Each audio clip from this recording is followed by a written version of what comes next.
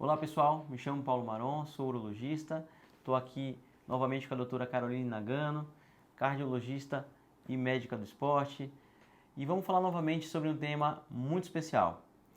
No último vídeo nós comentamos sobre a síndrome metabólica e os seus problemas, as suas implicações. E hoje a gente vai falar, eu vou deixar a doutora Caroline Nagano aqui brilhar nesse vídeo, porque a gente vai falar especificamente de como mudar, como combater a evolução da obesidade. Em urologia, Carol, é muito comum a gente ver os homens cada vez mais obesos, sedentários, com problemas urológicos. Então a gente vê cada vez mais aumentos de próstata, problemas relacionados à parte sexual e hormonal. Acho que essas são as principais implicações aí da alteração do metabolismo no homem. Então assim, a primeira pergunta que eu te faço é, o homem se descobriu obeso, qual é a primeira medida que ele tem que fazer? Vamos lá, eu fiquei com uma responsabilidade enorme aqui nesse vídeo, né? Mas vamos lá, Paulo. Como a gente viu no último vídeo, né? A obesidade é aquilo, gente, é um diagnóstico fácil, mas um tratamento super complexo. Um tratamento que a gente fala que depende de vários fatores, multifatorial, e depende também o seu controle, ele também, dessa forma de tratamento, né, de ser difícil, ele não depende de uma pessoa só, né? Ele depende de vários profissionais estarem juntos e envolvidos nisso. Então, eu diria assim, eu diria que o primeiro passo, né, para o homem que se identifica, né, que está com excesso de peso, não precisa estar numa obesidade, tá, gente, para começar a querer se cuidar e ir atrás de melhorar a sua saúde, um sobrepeso, o primeiro passo, eu diria, é procurar ajuda, tá? Por que isso, Carol? Porque hoje a gente tem visto cada vez mais o sobrepeso e a obesidade como uma doença crônica, tá? Assim como pressão alta, assim como diabetes, né? Então, não é mais aquilo de, é só perder uns quilinhos que tá tudo certo, é uma falta de motivação ali. Hoje não, gente. Hoje é uma doença, a obesidade é uma doença séria. Ele é o pontapé inicial para você ter as outras todas doenças mais comuns, crônicas, mais comuns de hoje em dia, infarto, AVC, diabetes. E a gente começar não tendo esse preconceito que normalmente tinha por parte do paciente, por parte de profissionais de saúde, eu acho que esse é o primeiro passo. Então, procurar ajuda, porque hoje a gente sabe que por o tratamento ele ser difícil, por depender, né, de vários profissionais, não é só né, fazer dieta e exercício. Aquele ali não consegue porque não tem força de vontade, né? É muito mais que isso, é muito mais profundo que isso, né? Então, procurar ajuda é fundamental. Então, E outra coisa, Carol, só um parênteses nesse caso, é o seguinte, a gente fala assim, obesidade. Obesidade, muitas vezes o paciente tem a percepção, mas muito comumente ele não tem essa percepção que ele está ficando cada vez mais com sobrepeso e está virando obeso, né? E aí ele vai lá no médico, faz exames laboratoriais bons, todos normais, e ele comemora. Comemora fazendo um churrasco, tomando uma cerveja especial. E a gente sabe que a avaliação clínica é feita com avaliação só, o exame clínico do médico, ali, o olhar clínico, ultrassom muitas vezes do abdômen, a gente pode ver acúmulo de gordura no fígado, por exemplo. Então tem uma série de questões que a gente tem que que a gente pode avaliar o paciente e detectar problemas aí que a gente ainda pode prevenir, né? Eu acho que, só voltando nesse raciocínio, né, Paulo, se a gente fizer hoje, né, mundialmente, diagnóstico de obesidade, ele é feito de uma forma muito fácil para a gente conseguir, né, diagnosticar isso, falar a mesma língua, né, não importa onde você estiver, em qualquer país, que é pela altura, né, a gente faz um cálculo através do índice chamado IMC, com a altura e o seu peso, né, quando esse IMC está maior ou igual a 30, né, a gente considera aquela pessoa obesa. Mas assim, tem diversas dificuldades, né, relacionadas a isso, e não é só isso, né. Eu diria para vocês que de uma forma muito fácil e prática, quantificar se você está acima do peso ou perceber que o seu acúmulo, né, o seu excesso de gordura estaria num risco de te trazer malefício para a saúde, é medir a circunferência abdominal, igual a gente falou na última consulta, no último vídeo. Então, eu ia falar porque isso eu faço em consulta, né? Então, é uma forma muito prática da gente ver. Poxa, você está em casa, mediu ali a fita métrica, igual a gente falou. Então, mulheres que estão com uma circunferência abdominal acima de 88 e homens acima de 101, opa, então eu tenho que procurar ajuda, esse é o pontapé inicial, né? E aí, gente, nisso de procurar ajuda, hoje em dia a gente tem diversas recomendações para o tratamento de perda de peso, né? Então a gente vê que tem uma orientação e um segmento com um profissional de saúde, com um médico, a gente consegue ter mais resultados, né? Hoje a gente tem diversas medicações que estão usadas com indicação precisa, estão aí para auxiliar a gente, ter ajuda de outros profissionais, então nutricionista com certeza, psicólogo, educador físico e por aí vai, né? Mas hoje, como o Paulo falou, o tema eu me empolgo para falar quando a gente fala sobre exercício físico, né? Então, quando a gente fala em emagrecimento, né, o alicerce, ou seja, os dois pilares básicos é alimentação e exercício físico. E a gente fala básico, mas de básico não tem nada, tá, gente? Então, assim, é muito difícil hoje, por conta do nosso estilo de vida, em que a gente gasta pouquíssimas calorias, tem um estilo de vida sedentário, fica sentado, né? Às vezes até a gente atendendo aqui, e tem uma oferta calórica vinda de alimentos muito fáceis, né? Então, essa balança aí acaba sempre ficando para o positivo, ainda mais se você não se exercita. Hoje a gente tem preguiça de buscar a nossa comida vinda pelo iFood ou outra na porta de casa, né? Então a gente tem preguiça até disso. Então esse balanço ele é muito ingrato, eu diria, né? Então cada vez mais a gente tem visto que a gente precisa aumentar esse gasto calórico para conseguir essa perda de peso. E gastar caloria tem a ver com a atividade física que você falou, mas principalmente o exercício físico. E aí, para diferenciar esses dois, eu diria que atividade física é qualquer movimento que você faz, é qualquer atividade que vai ter um gasto calórico. Então, você pode lavar uma louça, passear com o cachorro, sei lá, fazer jardinagem, tudo isso está relacionado a você se movimentar e gastar caloria. Porém, o exercício físico é você fazer uma atividade, só que ela é estruturada, com o objetivo de você melhorar a sua saúde. Então, ela é feita de forma regular, estruturada, com o objetivo de você melhorar a sua saúde como um todo. Por que isso, gente? Porque mesmo o exercício físico, né, sendo feito, se ele não for da forma que como muitas vezes não for consistente, regular, como muitas vezes a gente faz, né, vai um dia sim, outro não, ele não vai trazer os benefícios para a saúde e nem para emagrecimento que a gente precisa.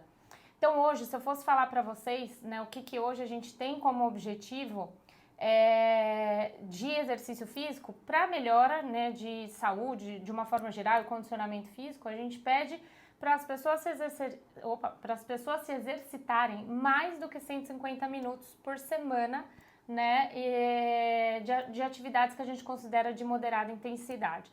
Isso poderia ser dividido ao longo da semana, 3, 4 vezes por semana, por exemplo.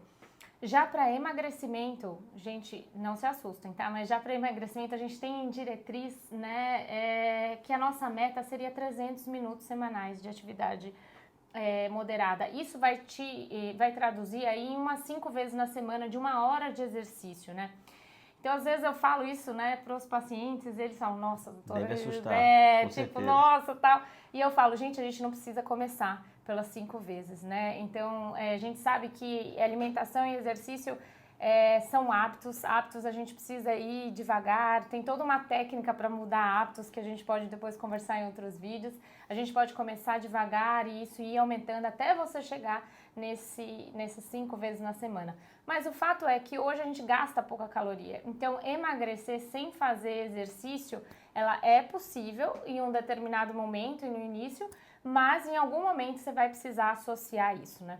É que, Carol, eu acho que é importante deixar claro o que é o exercício nessa história.